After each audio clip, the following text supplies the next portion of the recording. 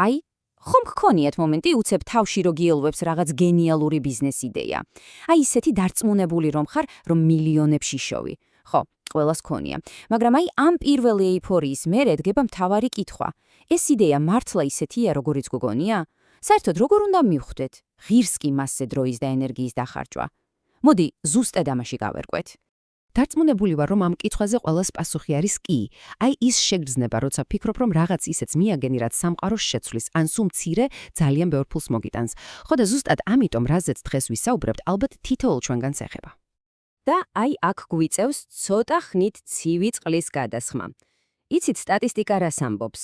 რომ ახალი ბიზნესების და პროდუქტების აბსოლუტური აი კატასტროფული უმრავლესობა უბრალოდ მარცხდება. კი ცოტა გულსატკენად ჟღერს, მაგრამ მოიცადეთ, ყველაფერი ასე ცუდად არ არის. იმიტომ რომ საქმე უმეტესად თვითონ იდეაში კი არ არის. არა, პრობლემა ისეა, რომ ჩვენ ამ იდეებს სწორად არ ვამოწმებთ.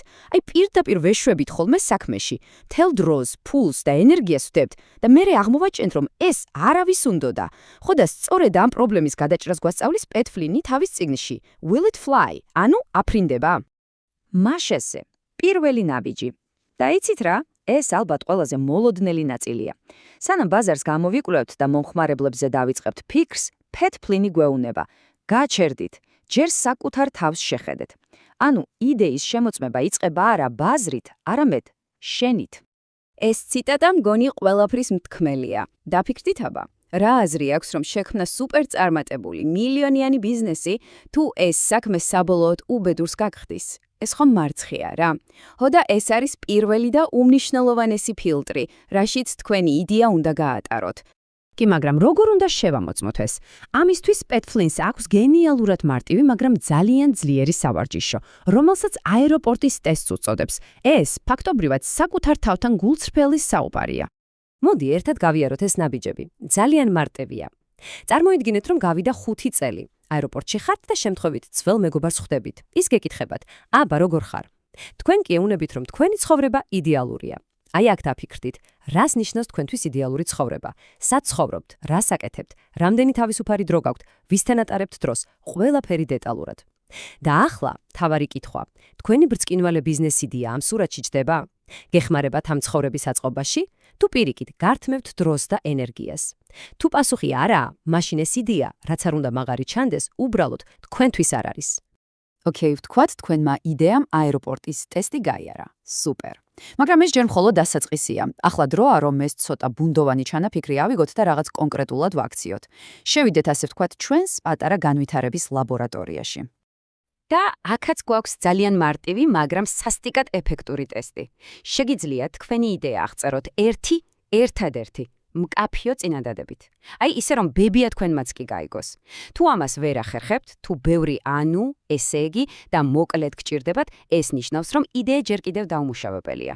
სიცხადე ყოველფერია. იდეა დაუხვეწეთ. საკუთარ თავთანაც მოვრიგდით. ახლა კი დროა შენობიდან გავიდეთ და რეალურ სამყაროს, ანუ ბაზარს შევხედოთ. მაგრამ მოიცა, დაივიწყეთ მოსაწყენი კითხვარები და ფოკუს ჯგუფები. ეს უფრო საინტერესო რამეა. წარმოიდგინეთ, რომ დეტექტივები ხართ და თქვენი მიზანია გაიგოთ, რას ტკივათ, რა უხარიათ და რაზე ლაპარაკობენ თქვენი მომავალი კლიენტები. დიახ, ბაზრის კვლევა შეიძლება სახალისოც კი იყოს. მთავარია გქონდეს სწორი გეგმა. და პეტ ფლინს ზუსტად ასეთი გეგმა აქვს ჩვენთვის. მას ქვინა PLAN. ანუ ინგლისურად გეგმა, მაგრამ აქ თითოეულ ასოს თავისი მნიშვნელობა აქვს. მოდი გავშიფროთ ეს აკრონიმი. P problems, ანუ პრობლემები. შედიხართ ფორუმებზე, Facebook ჯგუფებში, Reddit-ზე და უბრალოდ კითხულობთ, რაზე წუწუნებენ ადამიანები. L language, ანუ ენა. ყურადღება მიაქციეთ, რა კონკრეტულ სიტყვებს და ფრაზებს იყენებენ ისინი ამ პრობლემების აღსაწერად. ეს თქვენი მომავალი მარკეტინგული ტექსტებია. A anecdotes, ანუ ანეკდოტები, ისტორიები. რა ამბებს ყვებიან, რა გამოცდილება ქონდათ და ბოლოს N needs, საჭიროებები. ამისთვის საუკეთესო გზაა წაიკითხოთ კონკურენტების 5 ვარსკვლავიანი შეფასებები. ნახეთ, რა საკებენ, რა მოსწონთ, რა არის მათთვის ყველაზე ღირებული. აი ეს ყველაფერი ერთად არის ნამდვილი ოქროს საბადო, რომ ზუსტად ისეთი პროდუქტი შექმნათ, როგორიც ხალხს უნდა. და აი მივადექით კულმინაციას, ყველაზე საინტერესო ნაწილს. აქამდე რაც იყო თეორია, მომზადება. ახლა კი დროა ჩვენი იდეა ფრენის სიმულატორში გავატაროთ. ანუ შევამოწმოთ რეალურ სამყაროში, მაგრამ და ეს ძალიან მნიშვნელოვანია, მინიმალური, აი მიზერული რისკით და დანახარჯებით. აი შეხედეთ ამ შედარებას. განსხვავება კოლოსალურია. ძველი ტრადიციული გზა როგორია? თვეობით და წლობით მუშაობ, ხარჯავ ათასობით ლარს, ქმნის სრულ ყოფილ პროდუქტს და მერე ბოლოს იწყებ ლოცვას, რომ იქნებ ვინმემ იყიდოს. Will it fly მეთოდი კი ამ ყველაფერს თავდაყირა აყენებს. შენ არაფერს არ ქმნი. ჯერ ატარებ პატარა ექსპერიმენტს, მაგალითად ქმნი ერთგვერდიან საიტს და იწყებ წინასწარ შეკვეთებს და მხოლოდ მაშინ, როცა დარწმუნდები, რომ ხალხი მზადაა ფული გადაიხადოს, მხოლოდ მაშინ იწყებ პროდუქტის შექმნას. და ეს ალბათ მთელი ამ ანალიზის მთავარი სათქმელია. დაიმახსოვრეთ, ის რომ დედამ, მამამ და მეგობრებმა გითხრეს, ვაუ, რა მაგარი იდეაა, არაფერს, აი აბსოლუტურად არაფერს ნიშნავს. ეს უბრალოდ თავაზიანობაა. ერთადერთი ნამდვილი დადასტურება, ერთადერთი რეალური ვალიდაცია არის ის, როცა უცხო ადამიანი საფულეს ხსნის და ფულს გიხდის. წერტილი. კარგით, მოდით შევაჯამოთ. გავიარეთ 4-ვე ნაბიჯი, მაგრამ რა ხდება თუ თქვენი პატარა ექსპერიმენტი, თქვენი ტესტი ჩავარდა, არავინ იყიდა? აი სწორედ აქ ვლინდება ამ მთელი მიდგომის გენიალურობა. ის მარცხს აღარ ხდის საშიშს, პირიქით, მარცხი ჩვენი მეგობარი ხდება. კარგად დაიმახსოვრეთ ეს სიტყვები. მარცხი არ არის კატასტროფა, მარცხი არის ინფორმაცია, მონაცემები. თუ თქვენი ტესტი ჩავარდა, ეს იმას კი არ ნიშნავს, რომ თქვენ დაამარცხდით. ეს ნიშნავს, რომ თქვენ ახლახან უფასოდ მიიღეთ უძვირქვასესი ინფორმაცია. ამ მიმართულებით წასვლა არ ღირს. თქვენ დაზოგეთ თვეები, წლები და ათასობით ლარი, რომელიც ამ იდეის განხორციელებას დასჭირდებოდა. და რა შრებით ამ მიღებული ინფორმაციით? აკეთებთ იმას, რასაც სტარტაპების სამყაროში პივოტს უწოდებენ.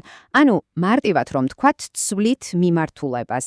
ეს არ არის დანებება, ან უკან დახევა. ეს არის ჭკვიანური სტრატეგიული მანევრი, რომელიც რეალურ მონაცემებს ეფუძნება და არა ბრმაიმედებს. და ბოლოს, მინდა ეს კითხვა დაგიტოვოთ. აი იმ თქვენს ბრწყინვალე იდეაზე რომ დაფიქრდეთ. რა არის ყველაზე პატარა, ყველაზე იაფი, ყველაზე მარტივი ექსპერიმენტი, რომლის ჩატარებაც შეგიძლიათ თუნდაც ხვალ, რომ გაიგოთ, არის თუ არა მასში სიმართლის მარცვალი. იფიქრეთ ამაზე, რადგან ნამდვილი საქმე სწორედ ამ პატარა ნაბიჯით იწყება.